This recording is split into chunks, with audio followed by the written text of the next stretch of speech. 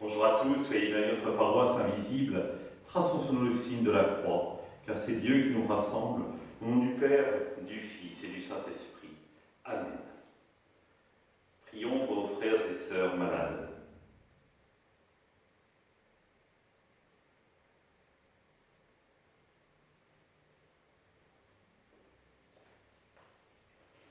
Prions pour les soignants et tous ceux qui œuvrent pour le bien commun.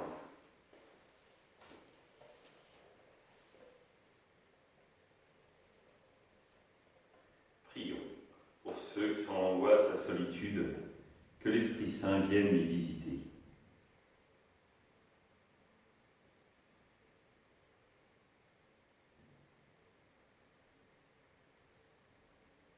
Pour manifester notre communion, je vais maintenant allumer cette bougie au cierge pascal.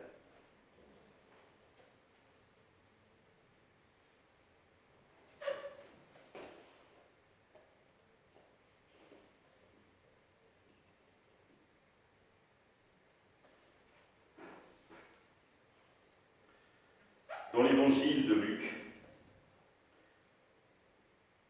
quand fut accompli le temps prescrit par la loi de Moïse pour la purification, les parents de Jésus l'amenèrent à Jérusalem pour le présenter au Seigneur, selon ce qui est écrit dans la loi.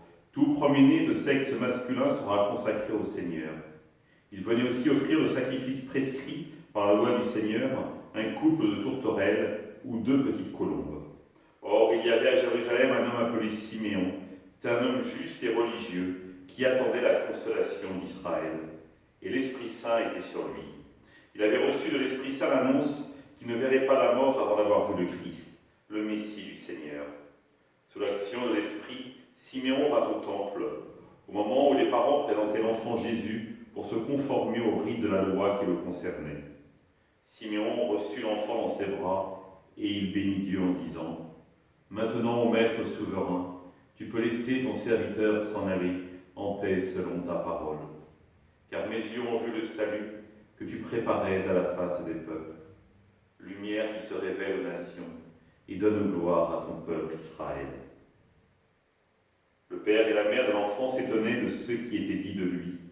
Siméon les bénit, puis il dit à Marie sa mère : « Voici que cet enfant provoquera la chute et le relèvement de beaucoup en Israël. Il sera un signe de contradiction, et toi, ton âme sera traversée d'un glaive. Ainsi seront dévoilées les pensées qui viennent du cœur d'un grand nombre. » Acclamons la parole de Dieu. Louange à toi, Seigneur Jésus. Siméon fait partie de ce qu'on appelle les Anawim, c'est-à-dire les pauvres de Dieu, ceux qui attendent tout de Dieu et qui ne peuvent mettre leur espoir qu'en Dieu. Et ce qui est remarquable, c'est de voir comment Siméon se laisse mener par l'Esprit Saint. Il a une confiance absolue en Dieu et il sait qu'il verra le salut de Dieu. Et il va au temple. Après tout, y a-t-il un autre lieu pour voir le salut de Dieu? Mais ce qui est remarquable, c'est que là où normalement il devrait aller dans le Saint des Saints, c'est le Saint des Saints qui vient à lui, dans la présence d'un enfant. Et Siméon perçoit à travers un bébé, un bambin, un nourrisson, la présence de Dieu, et non seulement la présence de Dieu, mais le salut que offre Dieu au monde. Nous avons l'habitude de voir l'enfant de la crèche. Ce qui est extraordinaire chez Siméon, c'est qu'il va à travers son regard, perce, on pourrait presque dire l'âme de Jésus, pour découvrir son identité profonde. Et il voit à travers un bambin le sauveur du monde. Là où tous ceux qui offraient les sacrifices, parce qu'au moment où ils offrent les sacrifices, il y a un prêtre qui offre le sacrifice, lui ne voit pas dans le bébé le sauveur du monde. Les parents eux-mêmes sont surpris de ce que dit Siméon, c'est-à-dire qu'ils n'ont pas encore pleinement réalisé quel est le rôle que leur enfant va jouer. Rôle décisif pour eux, mais sans qu'ils le mesurent, pour l'histoire de toute l'humanité, pour toute notre histoire.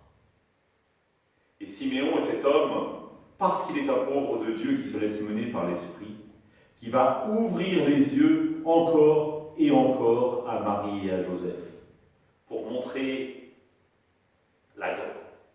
le merveilleux événement qui leur est arrivé. Mais qui dit merveilleux événement ne dit pas forcément que cela va être facile. Et immédiatement, il parle à Marie, pour lui dire qu'un glaive la transpercera. Je ne sais pas si vous vous rappelez, on voit un autre glaive dans l'Évangile. Ah tiens, à quel moment? Eh bien, ce sera au moment de l'arrestation de Jésus. Rappelez-vous, l'apôtre qui va couper l'oreille de Malchus.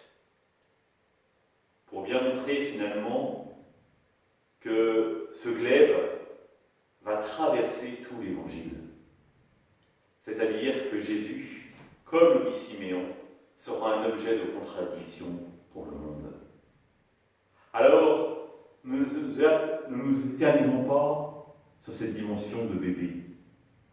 Oui, le Christ est de fait un bébé, mais un bébé qui va sauver le monde et donc renverser toutes les valeurs de ce monde. Y sommes-nous vraiment prêts? Sommes-nous véritablement prêts à accepter ce renversement des valeurs, à mettre le petit au centre, au cœur de notre vie, et à tout dépendre de Dieu, comme l'a fait comme l'a fait Siméon.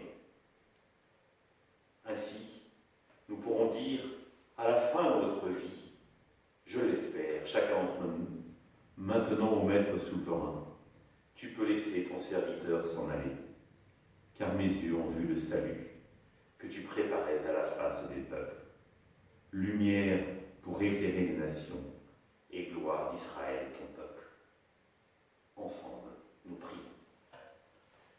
Notre Père, qui es aux cieux, que ton nom soit sanctifié, que ton règne vienne, que ta volonté soit faite sur la terre comme au ciel. Donne-nous aujourd'hui notre pain de ce jour. Pardonne-nous nos offenses, comme nous pardonnons aussi à ceux qui nous ont offensés. Et ne nous laisse pas entrer en tentation, mais délivre-nous du mal. Amen. Et que le Seigneur nous bénisse, nous accompagne notre soirée et nous garde dans la paix. Au nom du Père, du Fils et du Saint-Esprit. Amen. À demain.